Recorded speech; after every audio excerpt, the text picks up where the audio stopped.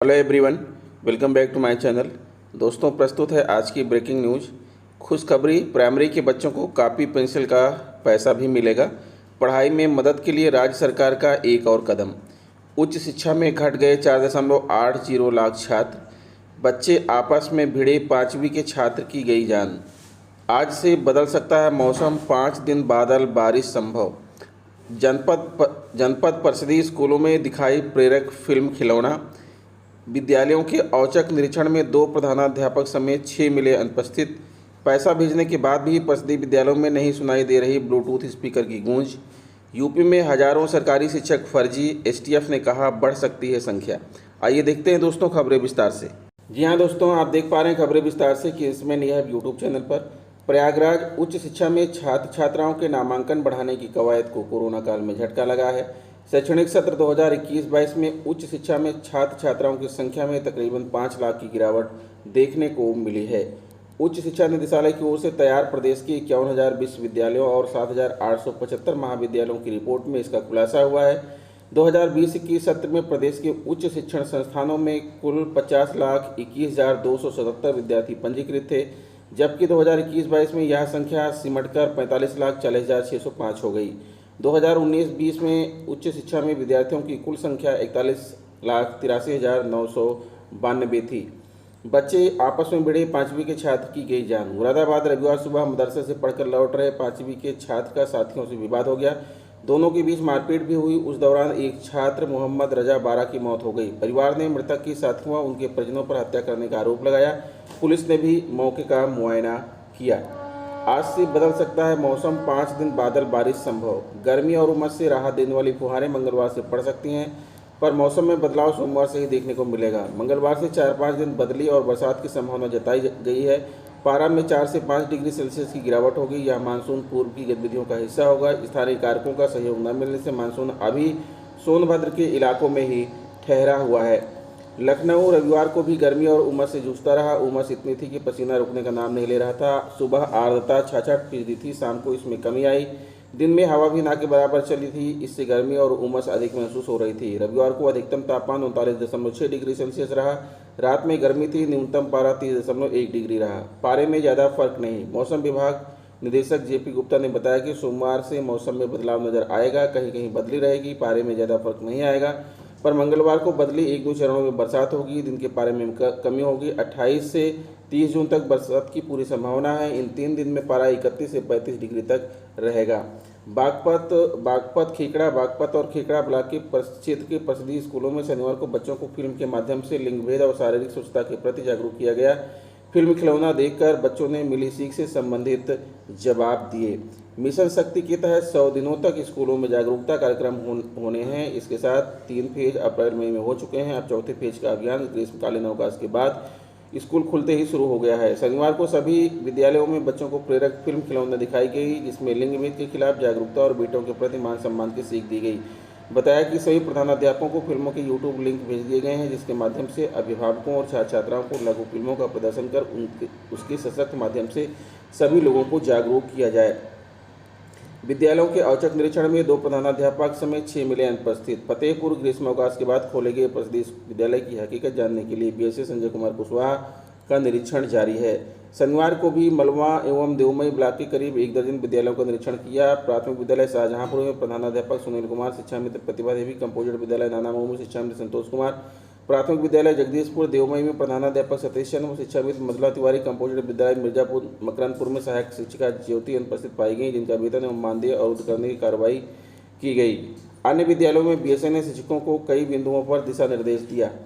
Basic के परिषदीय विद्यालयों ने ऑनलाइन पढ़ाई में सहायक सिद्ध होने वाले ब्लूटूथ स्पीकर की खरीदारी अभी तक नहीं की, जबकि राज्य परियोजना निदेशालय विद्यालयों में प्रबंध समिति के खातों में 4 महीने पहले ही धन आवंटित किया जा चुका है। साथ ही खरीद का ब्यौरा भी मांगा गया था। निदेशालय की रिपोर्ट के अनुसार राजधानी के एक भी प्राथमिक विद्यालय ने ब्लूटूथ स्पीकर की खरीदारी नहीं की है। दीक्षा पोर्टल पर परिषदीय विद्यालयों के छात्रों के लिए ऑडियो वीडियो शिक्षण सामग्री मोबाइल और प्रोजेक्टर के माध्यम से दौरान आवाज़ स्पष्ट सुनाई दे, इसके लिए राज्य परियोजना निदेशालय ने फरवरी में ब्लूटूथ स्पीकर खरीदने का निर्देश दिया था। जिले में 1347 प्राथमिक विद्यालय हैं। प्रत्येक प्राथमिक विद्यालय में दो की संख्या के हिसाब से 2600 से ज़्यादा ब्लूटूथ स्पीकर खरीदे जा रहे थे। 1000 रुपये की दर से 26.940 लाख रुपए की धनराशि भी आवंटित कर दी गई थी। गत 18 मई को परियोजना निदेशालय ने गूगल लिंक से खरीदे गए ब्लूटूथ स्पीकर का ब्यौरा मांगा गया था। रिपोर्ट के अनुसार जिले में एक भी ब्लूटूथ स्पीकर खरीदारी नहीं की गई थी, जबकि 16 जून से परिषदीय विद्यालय खुल चुके हैं। अभी नई किताबें भी नहीं आई हैं। छात्रों को पुरानी किताबों से ही पढ़ाया जा रहा है। ब्यौरा उपलब्ध कराने के निर्देश अपर परियोजना निदेशक रोहित त्रिपाठी ने बेसिक शिक्षा अधिकारी को जल्द ब्लूटूथ स्पीकर क्रय कराकर सत्यापन के पश्चात ब्यौरा उपलब्ध कराने के निर्देश दिए हैं। वहीं बीएससी विजय प्रताप सिंह ने बताया कि विद्यालयों के प्रबंध समिति के खातों में धनराशि हस्तांतरित की जा चुकी है।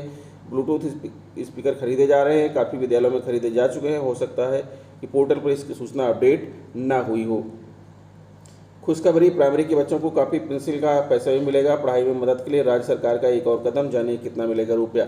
लखनऊ, अब कॉपी पेंसिल के लिए सरकारी स्कूल के विद्यार्थियों को अपने अभिभावकों का मुंह नहीं ताकना पड़ेगा। इस सत्र में राज्य सरकार यूनिफॉर्म, स्वेटर, जूते मोजे के साथ ही स्टेशनरी और पेंसिल का पैसा भी देगी। इसके लिए 100 रुपये डीबीटी के रूप में दिए जाएंगे। 1100 रुपये की जगह 1200 रुपये देने की तैयारी है। इस संबंध में बेसिक शिक्षा विभाग ने सरकार को प्रस्ताव भेज दिया है। इसका लाभ लगभग 2.25 करोड़ बच्चों को मिलेगा। कापी पेंसिल के साथ पेन भी खरीद सकेंगे बच्चे। इस 100 रुपये में विद्यार्थियों को 4 कापी, 2 पेंसिल, 2 पेन, 2 रबड़ और 2 शार्पनर खरीदना होगा। समग्र शिक्षा अभियान के तहत निःशुल्क पाठ्य पुस्तकें व अध्याय पुस्तकें दी जाती हैं, लेकिन बड़ी कक्षाओं में कापियों की जरूरत होती है। अभी तक कापी पेंसिल के लिए अभिभावकों को अपना पैसा खर्च करना पड़ता था। कुछ जगहों पर शिक्षक अपने निजी प्रयासों से कापी पेंसिल मुहैया करवाते थे, लेकिन अब सरकार ने 100 रुपये इसके लिए अलग से देने जा रही है।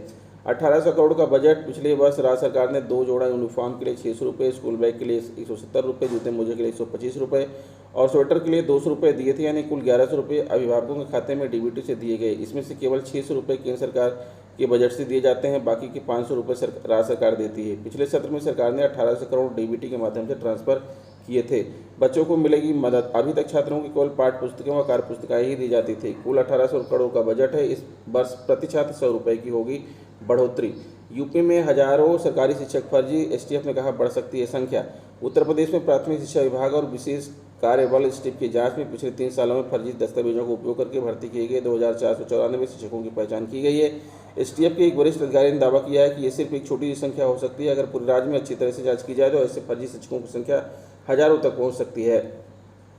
तब से अब तक शिक्षा विभाग में कार्यरत फर्जी शिक्षकों की पहचान करके एफआईआर दर्ज करने, नौकरी से निकालने और वेतन वसूली सहित जैसी कार्रवाई चल रही हैं। आधिकारिक आंकड़ों के अनुसार जांच के दौरान 2347 प्राथमिकी दर्ज की गई है और फर्जी पाए गए 2461 शिक्षकों को बर्खास्त कर दिया गया है। नाम न छापने की शर्त पर राज्य के शिक्षा विभाग के एक वरिष्ठ अधिकारी ने कहा कि हमने डेटाबेस बनाया है और हमने एचआर पोर्टल पर 10वीं से 12वीं तक की सभी मार्कशीट, बैचलर ऑफ एजुकेशन और शिक्षक पात्रता परीक्षा टेट तक अपलोड कर दी है। जिले में हमारी समिति ऐसे कई मामलों की जांच कर रही है। रिकॉर्ड्स का डिजिटलीकरण। जून 2020 में यूपी सरकार को पता चला था कि अनामिका शुक्ला नाम से कई महिलाओं के सरकारी स्कूलों में बतौर शिक्षक भर्ती हुई है। बाद में राज्य के कई जिलों से ऐसे शिक्षकों को गिरफ्तार किया गया। इसी के बाद से शिक्षक भर्ती घोटाले ने जोर पकड़ना शुरू कर दिया था। शिक्षा विभाग ने एचआर पोर्टल पर अपने कर्मचारियों के रिकॉर्ड को डिजिटलाइज करने की कोशिश तेज कर दी है। यूपी बेसिक शिक्षा परिषद के आधिकारिक आंकड़ों के अनुसार एचआर पोर्टल पर 5,59,144 शिक्षकों की नियुक्ति और शैक्षिक योग्यता से संबंधित रिकॉर्ड दस्तावेज अपलोड किए गए हैं। डिजिटलीकरण के अलावा इसका उद्देश्य गलत तरीके से भर्ती होने वाले फर्जी शिक्षकों को बाहर निकालना है। साथ ही इसकी मदद से सभी के दस्तावेजों की जांच की जाएगी। अगर शिक्षा विभाग के वरिष्ठ अधिकारियों की माने तो रिकॉर्ड्स के डिजिटलीकरण के बाद कई शिक्षक खुद ही इस्तीफा दे रहे हैं या नौकरी छोड़कर जा रहे हैं। एक वरिष्ठ अधिकारी ने कहा, जब हमने उनके शिक्षा रिकॉर्ड ऑनलाइन अपलोड करने के आदेश जारी किए तो कुछ लोगों ने नौकरी छोड़ दी और बाद में फर्जी पाए गए। उनके खिलाफ भी एफआईआर दर्ज की गई है। सिस्टम में बड़े घोटाले की बू। इस फर्जीवाड़े से सिस्टम में बड़े घोटाले की बू आ रही है। भर्ती के दौरान काउंसलिंग के समय सफल उम्मीदवारों को अपने शैक्षिक दस्तावेज जमा करने होते हैं। यूपी में एक शिक्षक ने कहा कि बेसिक शिक्षा अधिकारी बीएसए वेरिफिकेशन के लिए मार्कशीट की कॉपी के साथ संबंधित बोर्डों और विश्वविद्यालयों को पत्र भेजता है। वेरिफिकेशन के बाद मूल मार्कशीट शिक्षकों को वापस कर दी जाती है, जिसमें कभी कभी 2-3 साल तक का समय लग जाता है। हालांकि एक वेरिफिकेशन प्रोसेस होने के बावजूद चल रही जांच से पता चलता है कि सिस्टम में बड़े पैमाने पर गड़बड़ी हुई है। धोखाधड़ी के लिए इस्तेमाल किए जाने वाले अन्य साधनों में फर्जी जाति प्रमाण पत्र, स्वतंत्रता सेनानी प्रमाण पत्र, विकलांगता प्रमाण पत्र और स्थानांतरण आदेश शामिल थे। नाम न छापने की शर्त पर जांच से जुड़े एसटीएफ के एक वरिष्ठ अधिकारी ने कहा कि अगर जांच किए गए शिक्षकों के सैंपल्स और उनमें फर्जी शिक्षकों को बाहर करने पर विचार किया जाए तो ऐसे फर्जी शिक्षकों का अनुमानित आंकड़ा हजारों में होगा। अगर विभाग के सभी शिक्षकों को क्रॉस चेक किया जाए तो एसटीएफ एडीजी ने बेसिक शिक्षा अधिकारियों की खिंचाई की कार्रवाई के क्रम में जिन शिक्षकों को जांच में फर्जी चिन्हित किया जा रहा है वे राहत के लिए हाईकोर्ट का दरवाजा खटखटा रहे हैं और निलंबन बर्खास्तगी के लिए स्टे ऑर्डर प्राप्त कर रहे हैं। इसके चलते फर्जी शिक्षकों के खिलाफ प्राथमिकी दर्ज करने में कथित रूप से देरी हो रही है। 30 मई 2022 का एक गोपनीय पत्र जो बाद में लीक हो गया था, उसमें यूपी एसटीएफ के अतिरिक्त महानिदेशक अमिताभ यस ने 176 शिक्षकों के खिलाफ एफआईआर दर्ज करने में देरी का मुद्दा उठाया था। पत्र में उन्होंने लिखा था, ऐसा लगता है कि संबंधित अधिकारी ऐसे शिक्षकों को और समय दे रहे हैं, इससे सबूत नष्ट होने की संभावना से इनकार नहीं किया जा सकता। प्राथमिक शिक्षा विभाग में लीक की ओर से इशारा करते हुए इसने कहा कि एसटीएफ का एक गोपनीय पत्र मथुरा के 4 शिक्षकों को लीक किया गया, जिन्होंने इसका इस्तेमाल अदालत से स्टे ऑर्डर लेने में किया। एडीजी ने पत्र में कहा कि यह उचित होगा कि प्राथमिक शिक्षा विभाग एसटीएफ के साथ कोऑर्डिनेट करके हाईकोर्ट में एक हलफनामा दायर करके स्टे ऑर्डर को रद्द करने का आवेदन करें। पत्र में अंतिम बिंदु में उन्होंने प्राथमिक शिक्षा विभाग के वरिष्ठ अधिकारियों की निगरानी में एक कमेटी बनाने पर भी जोर दिया। ये कमेटी हाईकोर्ट से राहत प्राप्त करने वाले फर्जी शिक्षकों के मामले की जांच करेगी और उनके स्थगन आदेश को रद्द करवाएगी। तो दोस्तों, ये रहा आज का ब्रेकिंग न्यूज। आशा करता हूँ वीडियो आपको अच्छी लगी होगी। अगर वीडियो अच्छी लगी तो प्लीज़ हमारे चैनल को सब्सक्राइब करके बेल आइकन को प्रेस कर दीजिए। मिलेंगे आपसे नेक्स्ट वीडियो में कुछ नई जानकारी लेकर, तब तक के लिए नमस्कार।